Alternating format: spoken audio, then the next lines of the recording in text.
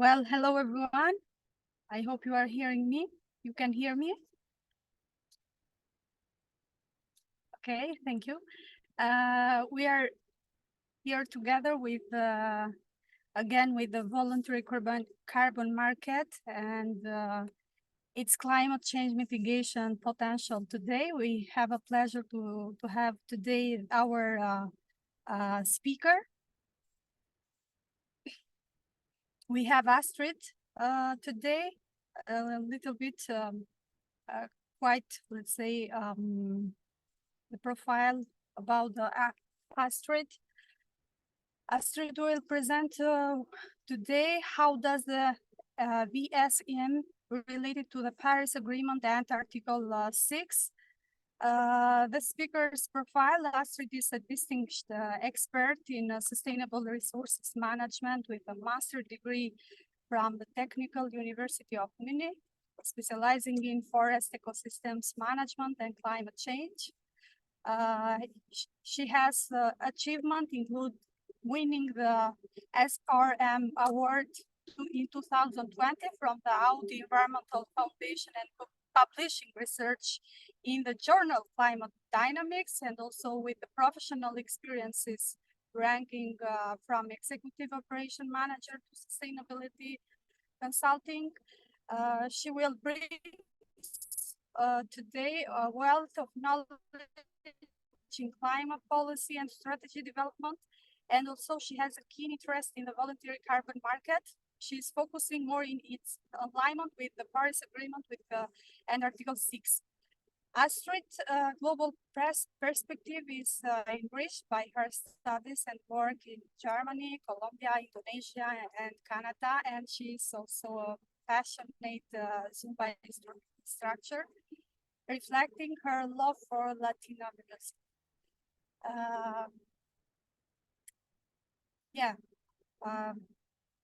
Astrid. So the floor is for you. You can share the screen when you're ready. Thanks.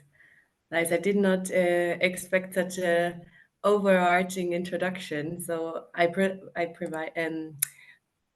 a slide, but then I can skip that and leave more time for content. So I'll see. And please, for all of you, if you have any question during the presentation, you can write in the chat on or after the presentation that Astrid will make, you can ask. Yeah, Astrid, One second. I have to change a bit because I have later on a video, but I might not be able to share the sound because I can only decide between speaking or listening or like showing you the sound. Anyways, we'll see. Okay. I think the video has subtitles. Don't worry. I will manage or quickly change. No worries. Yeah, then thanks a lot, Zenepe, and thanks a lot, MYTF and Silver Mediterranean, to invite me to today's session. I'm really happy that I can come and talk to you about how the VCM and the Paris Agreement, especially the Article 6 mechanisms, relate from the perspective of a project developer and a practitioner. And I'm super excited that this fast evolving dynamic market is in the focus of interest and hopefully helps it to scale. My agenda is quite straightforward. I just want to quickly get to know you. You already heard who I am, and then dive right into a short overview of the Paris Agreement, the Article 6 mechanisms that are defined in it, and how the VCM and Article 6 intermingle. So since Zenepe already even mentioned my love for Latino music, I don't even know what to add. Maybe just quickly correcting that since I was asked to speak, I was kind of promoted, and now my title is Expert Markets Policy and Guidance, which means that I analyze all the developments on the carbon market and also the evolving policy regulations around carbon markets and advise internally our board and management, and also our clients with recommendations. Just to add that here. As I said, I'm working for Forliance since almost 4 years now, and we're a project developer that offers a one-stop shop solutions to its clients. We think that every robust climate strategy is based in a solid footprint and has to have net zero aligned or Paris aligned targets and reduction measures that make sure that these targets are met. And we also truly believe that there's no either or, so either reductions or offsetting question, but it's an and approach, because the climate emergency is real, and we do need to include also an offsetting strategy into a robust climate strategy. This is why we develop nature-based solutions to complement our clients' climate strategy, and we do also, of course, market the credits on the voluntary carbon market, just so that you know who you're speaking to. And now I'd like to hear a little bit about you. I already sneak peeked a little bit in my previous speakers' sessions, and I know that you're coming from various countries and from a variety of backgrounds, with forestry and agriculture being apparently a very huge group. So knowing this, I would be still interested to learn what your role is currently, what you're currently dedicated to in life. If you're still working, if you already work, what's your role? Which company do you work at? And if you're studying, feel free to put your studies. By scanning the QR code, you should be able to type in your answers. Maybe I can just give it a quick minute or two.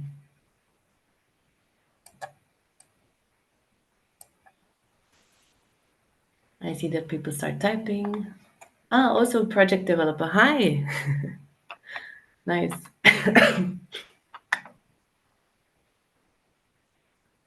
Okay. Also some EO folks. We actually also have an EO department within Forliance. So nice to hear that you're also joining. Program management forestry. Okay. Nice. A lot of consultants, I guess, in the sustainability space. Students as well. Oof, it's coming in so quickly that I have problems reading so fast. But I see there are some VCM folks and actually knowledgeable people amongst us. So I'm curious about the upcoming Q&A and discussion part of the session. So keep them coming in. I'll make sure to read them later. And feel free to connect on LinkedIn if you want to discuss further. But great, then without further ado, we can go on to the content now that I know who I'm talking to. I thought it's beneficial to just quickly draw a timeline to place the Paris Agreement into a larger landscape of climate change negotiation milestones. The first time that the problem came into climate change climate change negotiation focus was when the United Nations Environment Program and the World Meteorological Organization set up the Intergovernmental Panel on Climate Change, or short IPCC, in 1998. And it took then 2 years until the United Nations General Assembly started negotiating a framework convention, because the IPCC and the Second World Climate Conference called for such a framework convention. Another 2 years later, the three sister conventions on biodiversity, combating desertification, and obviously climate change were then opened for signature. And only 3 years later, the first conference of all parties that signed the Convention on Climate Change met for the first time in Berlin and got to work on binding emission reduction targets that were then settled for the very first time in the Kyoto Protocol. The Kyoto Protocol is a legally binding international treaty that obliges developed countries to have emission reduction targets. However, it's not yet communicating or legally binding developed countries to any global warming threshold. But what it already does define is approaches how nations under the convention can cooperate in order to reach their emission reduction targets. And I guess those are you already heard of those. The first one being the Clean Development Mechanism that allows developed countries to channel finance to less developed countries and then claim mitigation outcomes from mitigation activities that they financed. The joint implementation mechanism is basically similar, just allowing cooperation between two developed or industrialized countries. And then the emission trading, that has a cap and allows trading of emission allowances. It was then in force from the early 2000s till I think almost 2020. So parties were urged to negotiate a follow-up treaty or agreement. And this was then the Paris Agreement, which was negotiated in 2015 and signed in 2016. It for the first time set ambitious goals to keep temperatures well below 2 degrees Celsius and pursue efforts to limit temperature increase to 1.5 degrees Celsius. What is significant for this agreement is that now all parties to the Framework Convention, whether they are industrialized or less developed, are required to have emission reduction targets and thus emission reduction plans that they articulate in their nationally determined contributions. And since this 2 degrees Celsius seems like being a little bit of a magical number that comes up quite a lot, I wanted to, just going back to, I wanted to also highlight why this is such an important threshold. It was actually brought up by Nobel Prize winner and economist William Nordhaus, who was also the one calculating the social cost of carbon. He was mentioning this 2 degrees for the first time in 1975 in a research paper as being the threshold that can be viewed as an upper limit beyond which the risks of grave damage to ecosystems and nonlinear responses are expected to increase rapidly. So that is why, 40 years later, finally also political decision makers adopted this threshold. It came then into force in 2020 legally, and negotiations on details and technicalities of the Paris Agreement are still ongoing. The one that the carbon markets looked to quite eagerly was COP26 in Glasgow, where the Article 6 rulebook was so far developed and negotiated that it made finally part of Article 6 operational. And now I have a short video that should also just give a quick overview of the Paris Agreement. I think I just quickly have to do a change so that you can hear the audio.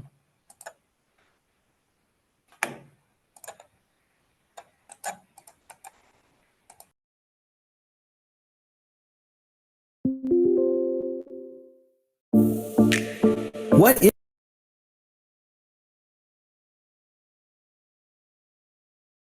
is the Paris Agreement? The Paris Agreement is a legally binding international treaty on climate change to limit global warming to well below 2, preferably to 1.5 degrees Celsius compared to pre-industrial levels. This requires economic and social transformation to face the climate challenges now and moving into the future based on the best available science. The Paris Agreement works on a 5-year cycle of increasingly ambitious climate action. By 2020, countries communicate their plans known as nationally determined contributions. Countries communicate actions they will take to reduce their greenhouse gas emissions in order to reach the goals of the Paris Agreement. Countries also communicate actions they will take to build resilience to adapt to the impacts of rising temperatures. This may include information on adaptation and finance flows. The Paris Agreement also provides a framework for financial, technical, and capacity building support to those countries who need it. Starting in 2024, countries report transparently on actions taken.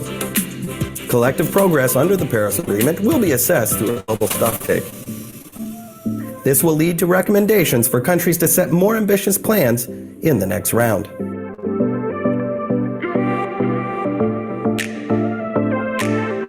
Okay, I hope you were able to hear it, or at least to read along. And then we can go on with, I see thumbs, perfect. Then I can go on now that I had my short break of taking a sip of water.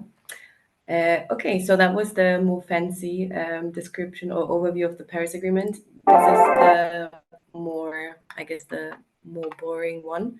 It's basically a document that has 29 articles. The articles can be separated in general articles, the main core commitments, the reporting, review, and compliance part. And then the last 14, 15 articles are actually just institutional arrangements and administrative articles. But the main chunk is here in the commitments, and we in carbon markets, we look at Article 6 cooperative approaches because they are covered there. So that's then my hint to go over to the Article 6 mechanisms. The Article 6 mechanisms are basically seen as the key to unlock a lot of finance that is needed to fund the global energy transition. And when we talk about the Article 6 mechanisms, there are actually 3 main ones. The first one being defined in Article 6.2, which is a government-to-government approach, not really under the surveillance of an UN body. It's supposed to enable countries to sign bilateral agreement where they define the type of cooperation, how they want to achieve mitigation outcomes, and it only gives a little bit of guidance how to account for mitigation outcomes that travel internationally and how to report on them. But basically, it's up to the countries what they agree on. Then Article 6.4 is basically the successor of the CDM, and thus is also sometimes called CDM 2.0. It's centralized UN crediting mechanisms under which projects can be registered and can generate units. Units can be authorized or non-authorized, depending on the purpose that they should serve later. And it will also have methodologies and so on as the CDM. And then Article 6.8 is actually, it defines non-market approaches that cover projects that do not generate any tradable units, but still serve the Paris objectives. This could be some projects on technology transfer, policy innovation, or adaptation projects. So since we are on compliance and voluntary markets, carbon markets, I'll further go into detail on Article 6.2 and 6.4. As that, Article 6.2 is a little bit looser in what it prescribes, and Article 6.4, it allows countries to authorize internationally transferred mitigation outcomes that can serve three different purposes. The ITMOs, how they are called shortly, can be accounted for an acquiring country's NDC for international mitigation purposes or for other purposes that are not further specified. Further, it sets the rules for generating, transferring, and using those ITMOs.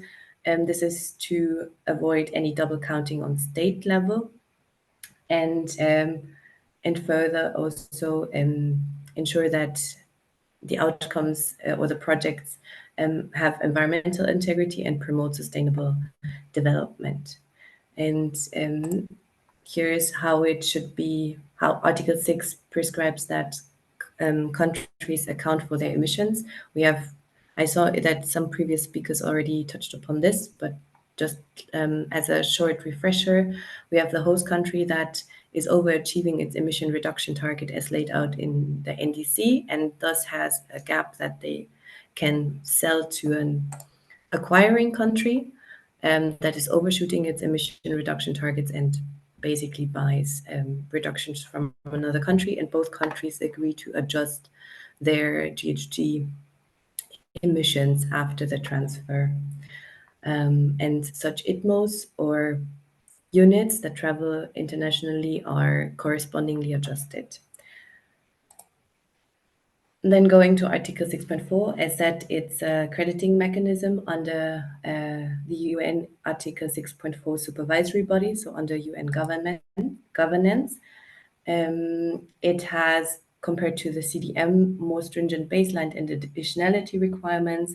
It gives host countries a lot more weight and say in what mitigation outcomes they want to, or how they want the mitigation outcomes to be used, whether they want to use it themselves or they allow them to travel for other purposes. I think I'll skip a few of the points, but what is interesting here is that each unit coming out of the mechanism will get a 7% haircut, meaning that 5% of the credits generated from a project is subject to the share of proceeds. That means that the ITMOs then flow into a global adaptation fund that is used to finance the efforts of developing countries to adapt to the impacts of climate change. And 2% is just for the general benefit of the atmosphere and is cancelled without being used by anyone. This is the overall mitigation in global emissions. So the buyer country actually only gets 93% of what it financed. And then we can already go to how the VCM and the Article 6 relate, because as said, Paris Article 6 is enabling country-to-country cooperation, but we also need corporate climate action, because it is obvious that current policies won't bring us anywhere near to a 1.5 degree compatible pathway, not in 2030, and obviously also not in any later year.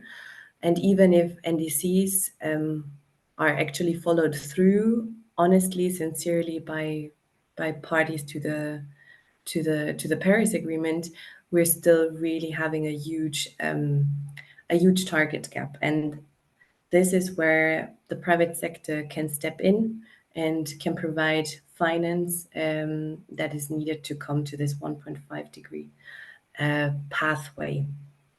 So what happened is then, next to compliance mechanisms, voluntary mechanisms formed.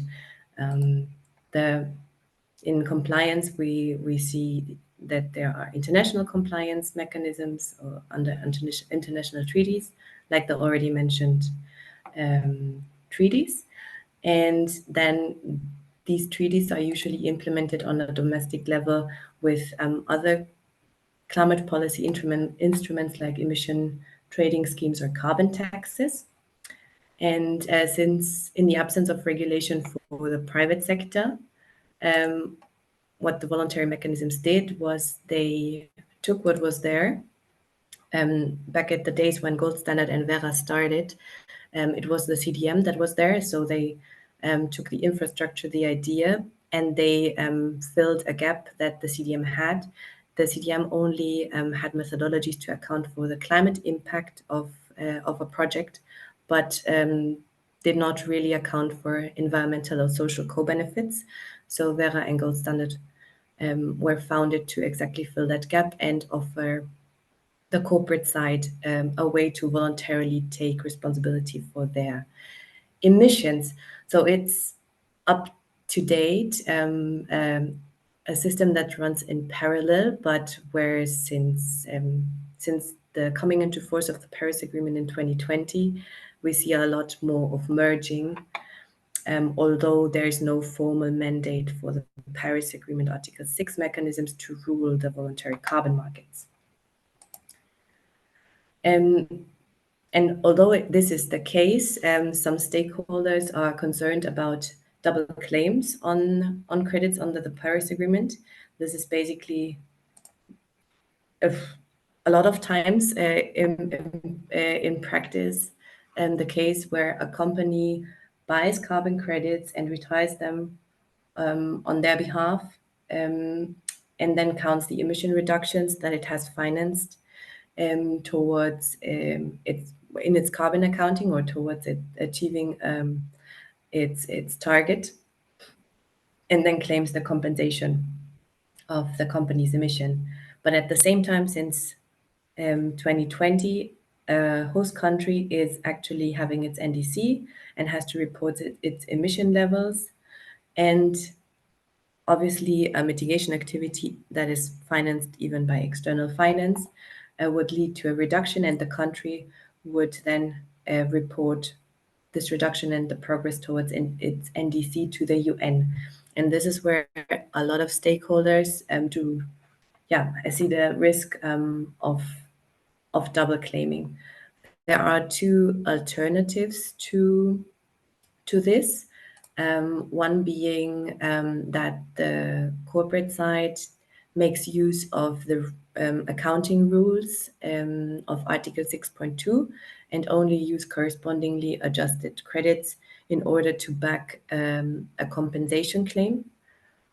And then the host country adjusts its GHG inventory and does not claim or count the emission reduction in their national inventory.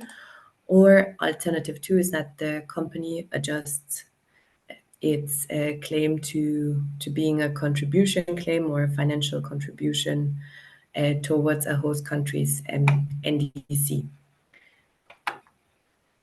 And you might think, well, why does it matter? There are on the voluntary carbon market two different camps. The ones that say yes, it does matter, say that without corresponding adjustments, there is an inflated perception of how much climate action is actually taking place globally. And if corresponding adjustments are not applied, it might give perverse incentives for the host countries to not set accurate NDCs. There's also the risk of the waterbed effect, so that the voluntary reductions might cause host countries to chill out and not stringently implement its NDCs.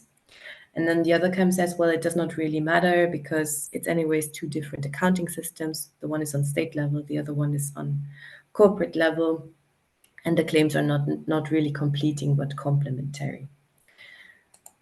There's no real solution or no stakeholder consensus on the market, so I don't have the solution today for you. But I want to bring freshly to mind the negotiations of the last COP in Dubai. Looking at the time, I think I have shortly time to go over why Article 6.2 and 6.4 negotiations failed. Basically, there was, for Article 6.2, a disagreement on how to guarantee the integrity of transactions on national level. There were concerns over baselines and crediting periods, and so on, but this article is actually already operational. What state actors already do is that they enter bilateral agreements, and they basically anticipate future negotiation outcomes in their contracts and in their agreements to be prepared what further rules might be added in future through the negotiations. And this really shows that although there is some risk of some risk about this uncertain future rules, there's really a willingness of countries to cooperate even in absence of a clear framework. And then for Article 6.4, the supervisory body that oversees the mechanism provided two guidances, one on removal and one on methodologies for adoption at COP28, but parties could not agree. Also because of they were not sure that the guidances sufficiently provide the integrity of the credits, including project baselines, permanence of removal credits, leakage, and human rights safeguards. And this means that this mechanism is not operational as of today. And that is what optimistic VCM peers might see as an opportunity for the VCM to step in, because because it was highlighted at COP28 that the VCM can play a significant role alongside the Article 6 mechanisms, and it might be able to, while the Article 6.4 mechanism is not operational, could fill the void. As in Article 6.2, parties are quite free to agree what standard, project types, and so on they accept. They could turn towards independent crediting standards, like, for example, gold standard, to agree on or to use for the mitigation projects that they realize. Other interconnections could be that the Article 6.4 mechanism picks up some of the solutions that the VCM has already developed while there was no regulation. So a lot of the disagreements that parties had last COP are actually mirrored or mirror those in the VCM. For example, jurisdictional and dynamic approaches to setting baselines for nature-based solutions, the reduced crediting periods, and the improved monitoring guidelines. All these are already solutions that the VCM developed and that the Article 6.4 mechanism could build upon. And although there is still a lot of uncertainty, there is huge anticipation and some preparations of merging markets. So the registries start to prepare to interoperate, and that's really exciting to see. I also wanted to bring a little bit more examples, but unfortunately I can only show two, because that's, at least to my knowledge, the only two projects that are Article 6 aligned, or the only two VCM projects that are Article 6 aligned. It's both times it's an efficient cook stoves project in Rwanda. So it seems that Rwanda is really building on carbon markets to finance their conditional NDCs. And Credits that are issued from these two projects will be labeled as Article 6. So that means that they will have a corresponding adjustment and can be used either for NDCs or for voluntary buyers that are very risk averse and want to make a risk-free compensation claim. And now, since I'm the last one speaking in this series, I'm keen to pick your brains on what you learned so far in this masterclass series and in this session, and want to see what similarities you see between Article 6 and the VCM.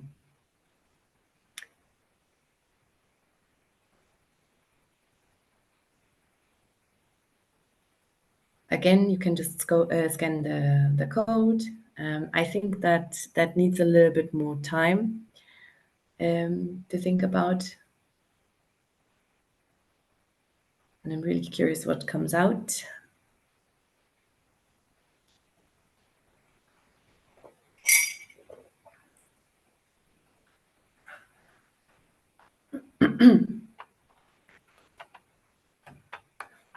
Oh, I'm not sure what that number means.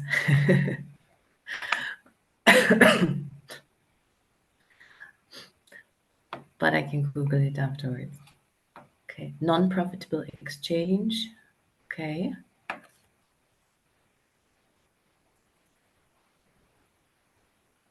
Let's see what else comes. One goal, green world. Yeah, true. The purpose is the same. Less emissions. You're right. I didn't think that broad when I wrote myself about it. Yeah, it's some kind of compensation mechanism, either on state level or on company level. Exactly, it's both carbon markets.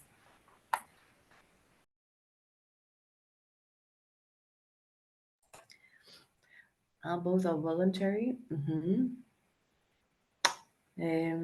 Yeah, true, countries can decide whether they want to cooperate or not, but I guess they somehow have to fulfill their NDCs, although of course the Paris Agreement is an international treaty which is legally binding, but there is no enforcement or enforcement mechanism or like any severe consequences if countries do not follow through their NDCs.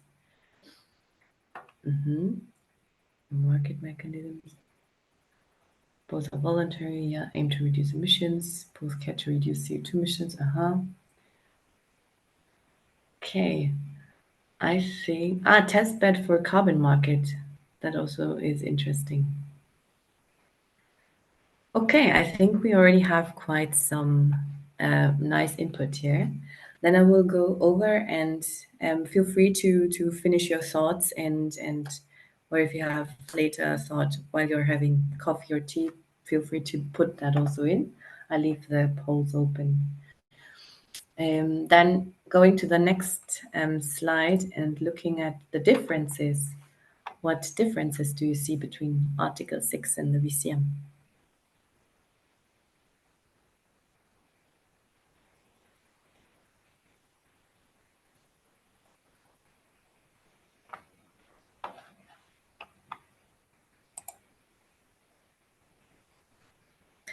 Mandatory versus voluntary, yeah. No difference, okay. Accounting procedure. I guess this means the accounting procedure between states, not the accounting procedure on project level. Although that could be as well. Regulatory framework. Yeah, true.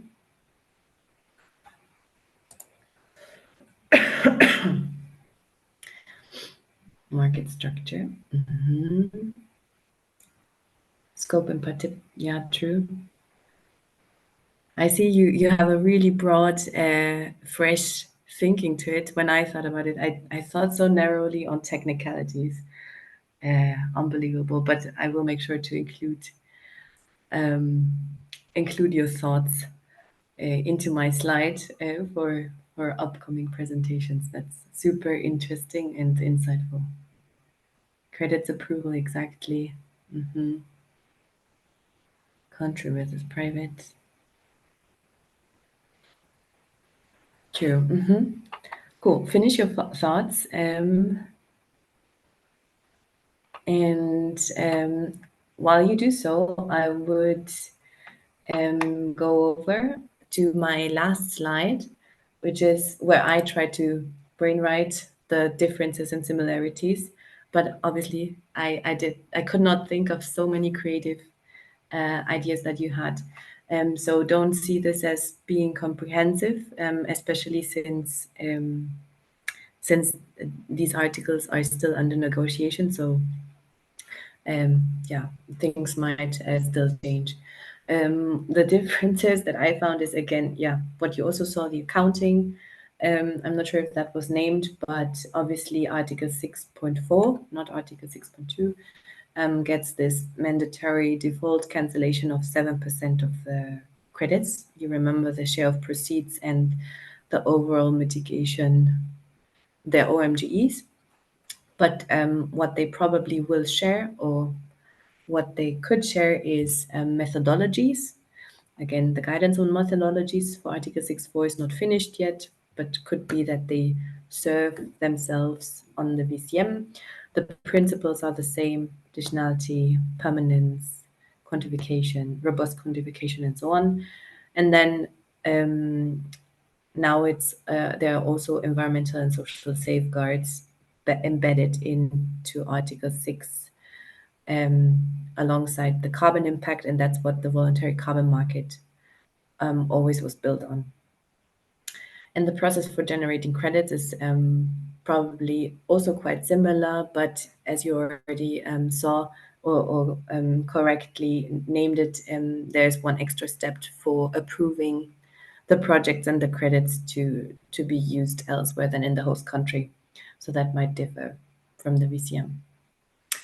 And with that, I am done, and hope that you learned a bit, that you enjoyed the session, and I'm super curious to hear questions or comments or thoughts. And please feel free to connect on LinkedIn. Here's the the QR code that links to my profile. Would really appreciate if we could stay in touch. Okay, thank you so much for this presentation, Astrid. It was very interesting and very informative. And now it's the time to ask. Please feel free to ask the question. You can use Q and answer, or you can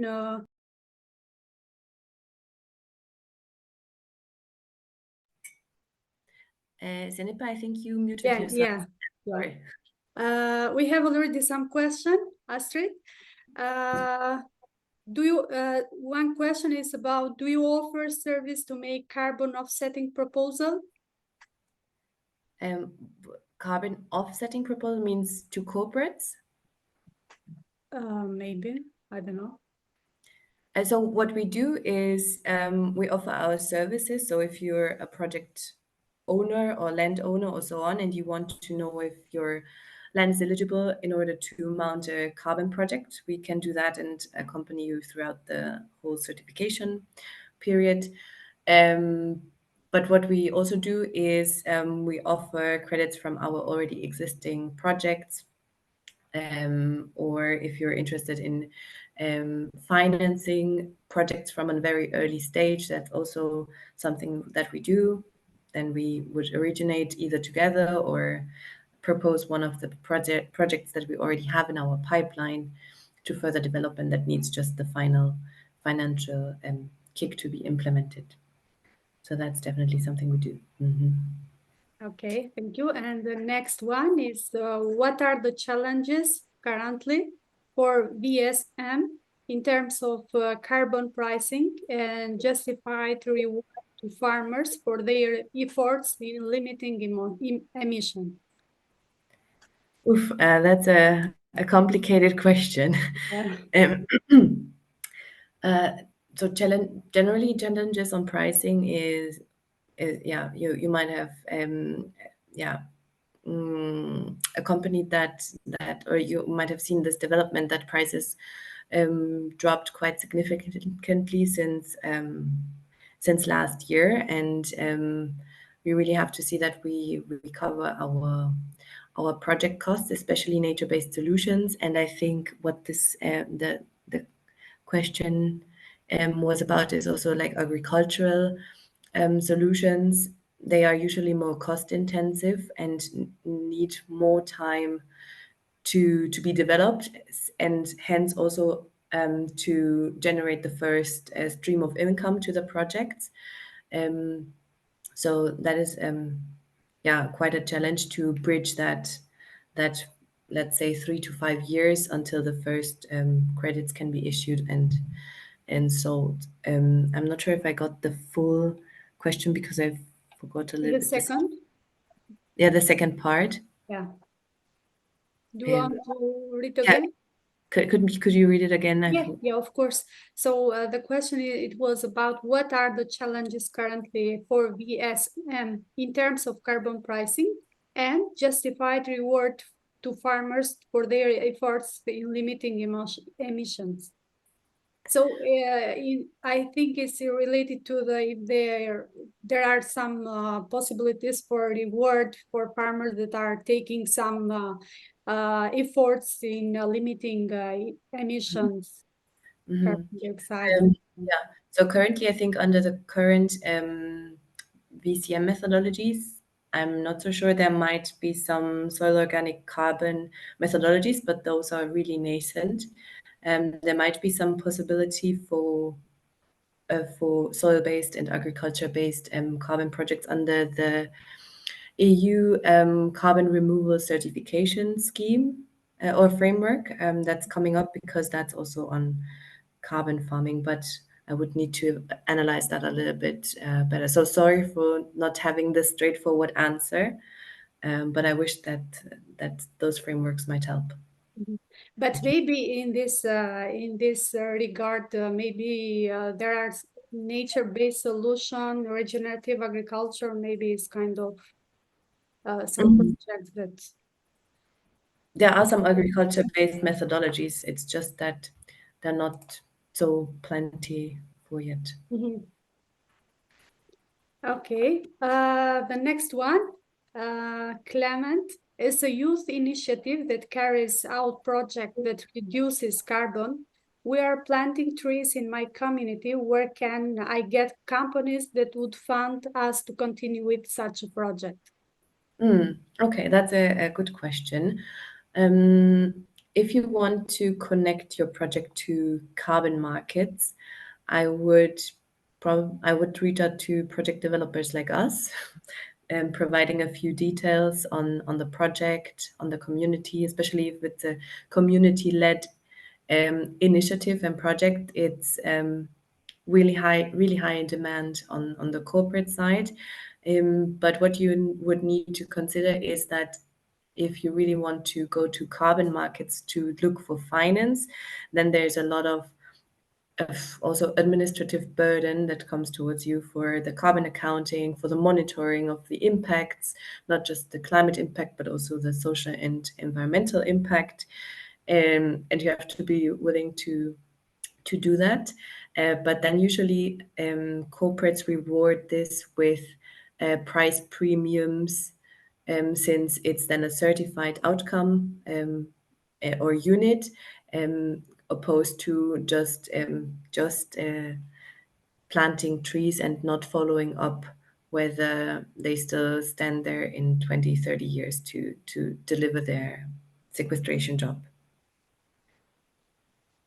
Okay, thank you, Astrid. And the next one is it possible to share some tips on how to ensure stakeholders' expressions are included in countries and DCS? Share some tips. Well, that's I think that's a tough one. I guess I'm not that deep into NDC writing to answer that. I'm sorry. If so, Rehana, can you Maybe can you write it again and you can explain what are? Okay, when to be effective in time and waiting for Rehana, we can go on. Carbon question. Okay, we have some question. Servada, carbon question. What are the main sources of carbon emission globally? The main sources of carbon emissions globally? Yeah. Okay, that's a very general question, far from markets, and I don't have the current numbers, but I guess it's fossil fuel burning, and yeah, but I'm sure that there are more sophisticated statistics on that.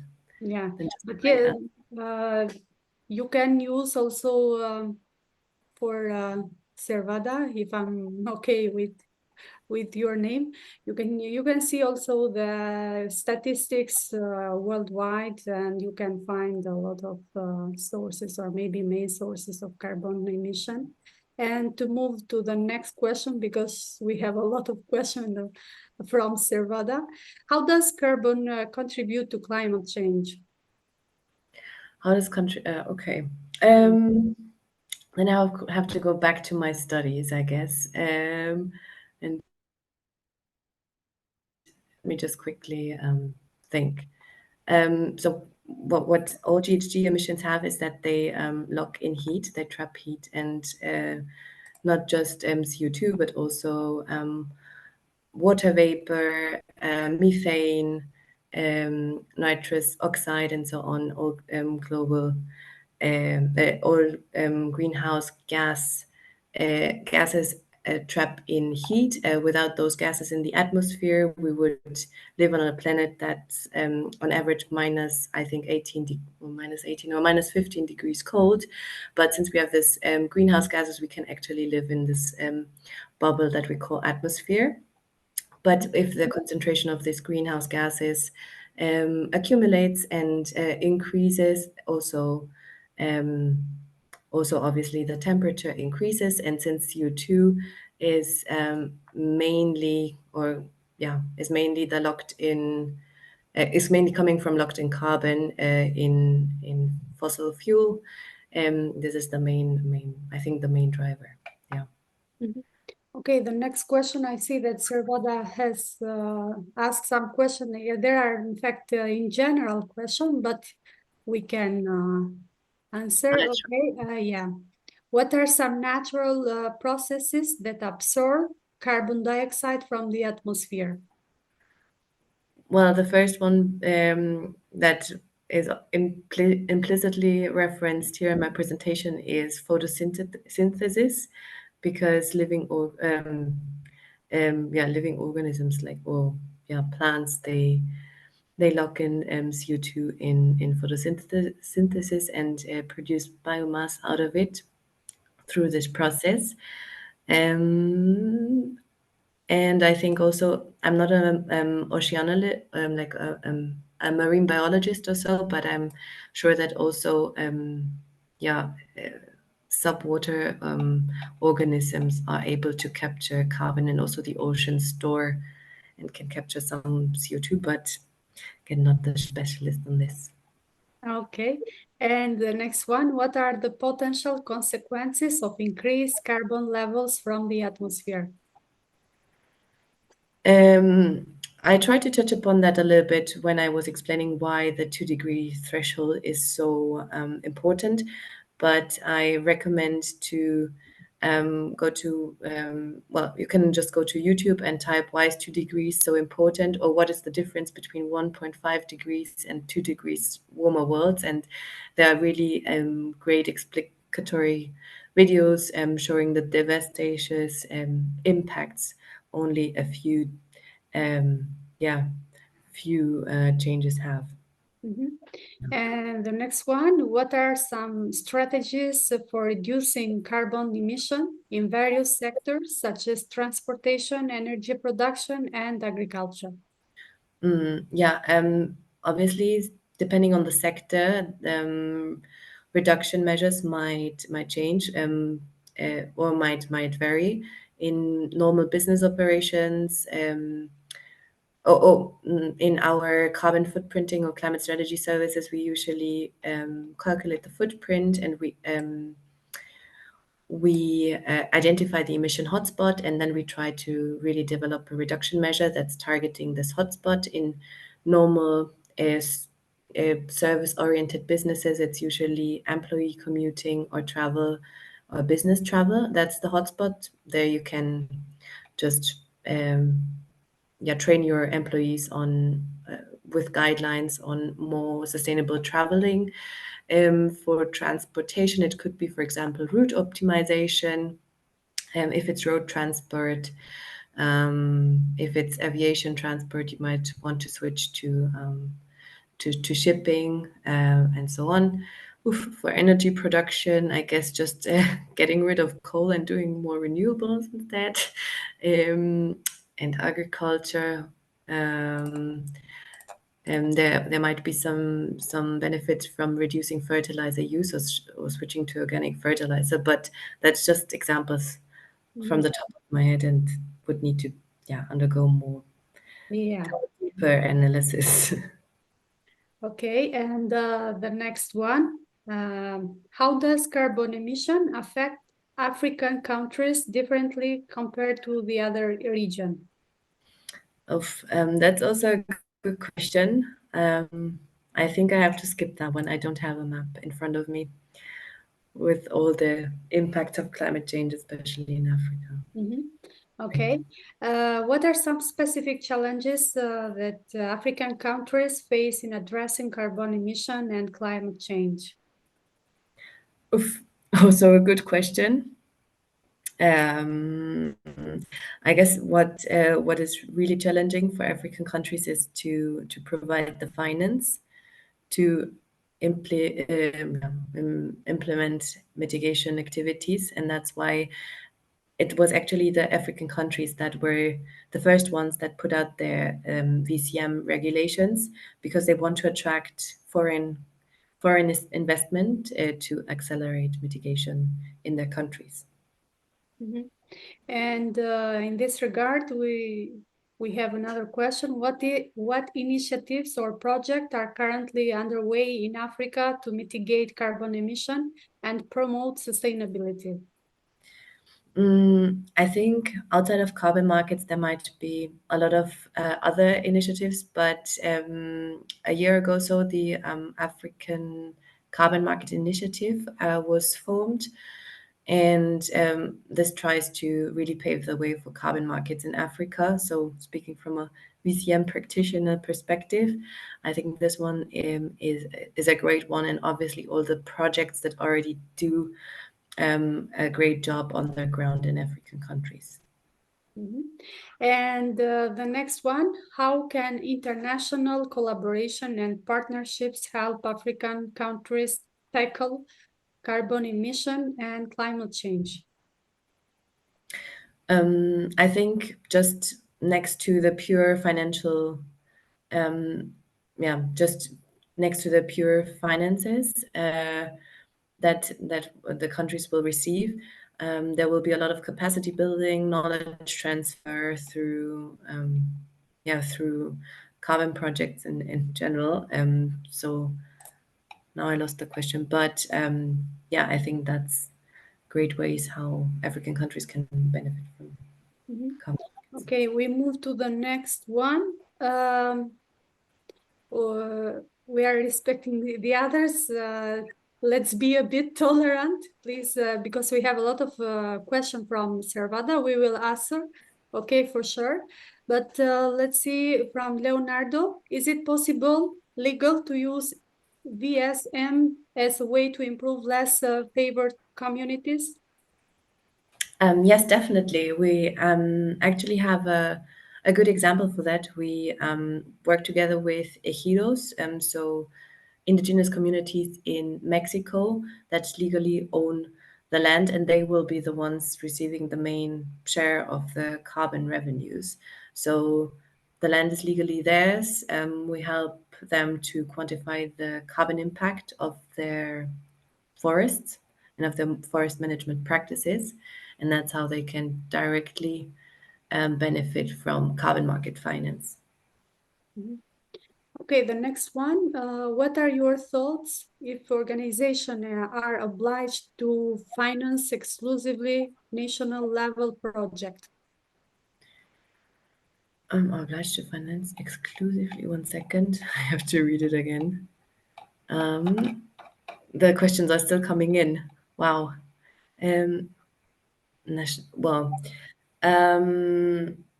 If organizations, okay, now I get the full extent of the questions.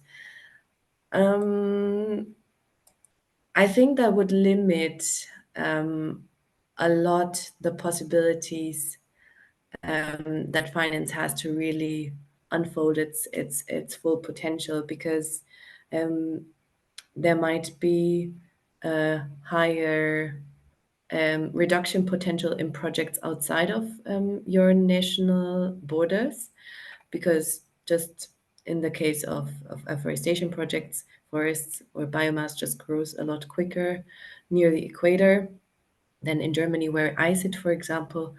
So the same euro that you spend in a project in the global south could be more impactful than a euro that you spend within your national territory.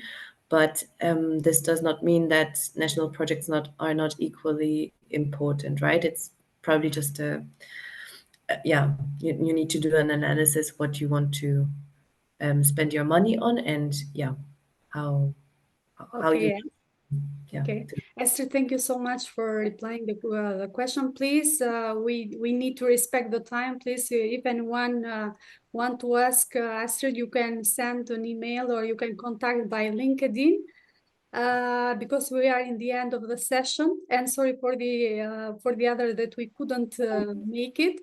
And please do not forget to send 2 or 3 slides about about the today topic, to present your ideas and project related to the VSM and NCS.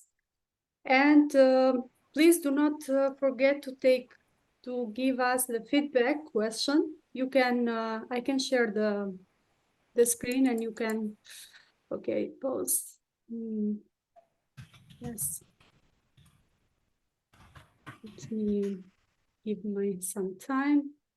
Okay, so please do not forget to give us some feedback about the today presentation. And in the end, I want to thank you so much for Astrid, first of all, for your presentation and for all your efforts, and for your participation. And please do not forget to fill the attendance list and to send your ideas or project related regarding to the topic. Before to end the session, I think if you have any thing or regarding to the technical issues, I don't know.